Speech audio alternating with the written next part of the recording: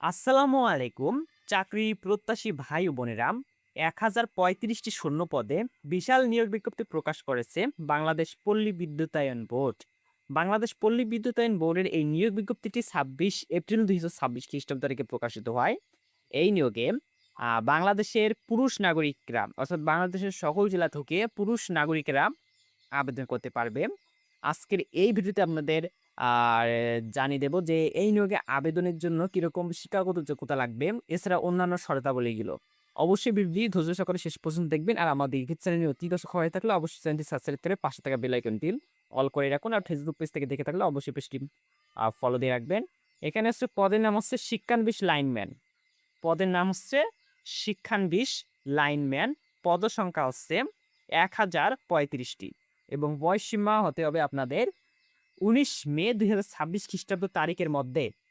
বয়স সর্বনিম্ন ১৮ বছর থেকে সর্বোচ্চ ২১ বছরের মধ্যে হতে হবে। পল্লী বিদ্যুৎ সমিতিতে কর্মরত প্রয়োজনীয় যোগ্যতা সম্পন্ন মিটার রিডার কাম মেসেঞ্জারদের শিক্ষানবিশ লাইনম্যান হিসেবে নিয়োগের ক্ষেত্রে বয়স ১৮ থেকে সর্বোচ্চ ২১ বছরের মধ্যে হতে হবে এবং শিক্ষাগত যোগ্যতা লাগবে এসএসসি বা সমমান পরীক্ষায় বিজ্ঞান বিভাগ থেকে ন্যূনতম জিপিএ 5.00 এর মধ্যে 3.00 সহ উত্তীর্ণ হতে হবে। অর্থাৎ আপনাকে এসএসসি পাস হতে হবে বিজ্ঞান বিভাগ থেকে এবং জিপিএ থাকতে হবে 3.00 সহ বা এর উপরে থাকলে আপনি আবেদন করতে পারবেন এবং শারীরিক যোগ্যতা লাগবে অবশ্যই সুস্বাস্থ্যের অধিকারী হতে হবে। কঠোর পরিশ্রম সহ বৈদ্যুতিক খুঁটি ও স্থাপনায় ওঠানামার সক্ষমতা থাকতে হবে। অবশ্যই দৈহিক পরিশ্রম করার সদিচ্ছা ও স্বাভাবিক প্রবণতা থাকতে হবে। কাজের মাধ্যমে শিক্ষণের আগ্রহ ও সক্ষমতা থাকতে হবে।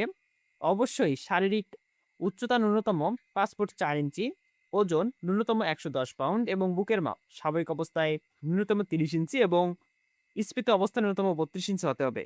৬০ মিনিটে ১ মাইল মিনি ম্যারাথন দৌড় দিতে এবং প্যারালাল বার বিরতিহীনভাবে পরপর ন্যূনতম ৫ বার বুক ওঠানামায় সক্ষম হতে হবে।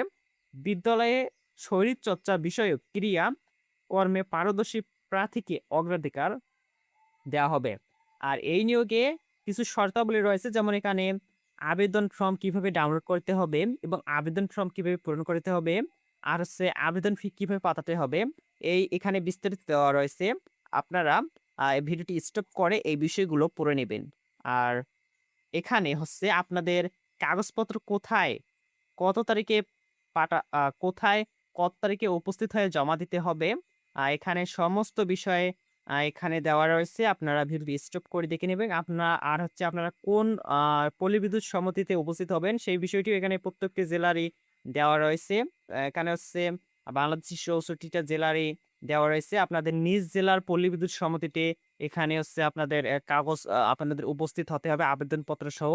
এখানে আপনারা দেখে নিবেন আপনার জেলায় কোন পল্লী বিদ্যুৎ সমিতিতে আপনাকে যা যাওয়া লাগবে। যেমন এখানে ঢাকা জেলার হচ্ছে ঢাকা পল্লী বিদ্যুৎ সমিতি ১ পলাশবাড়ি নবীনগড় ঢাকায় উপস্থিত হতে হবে।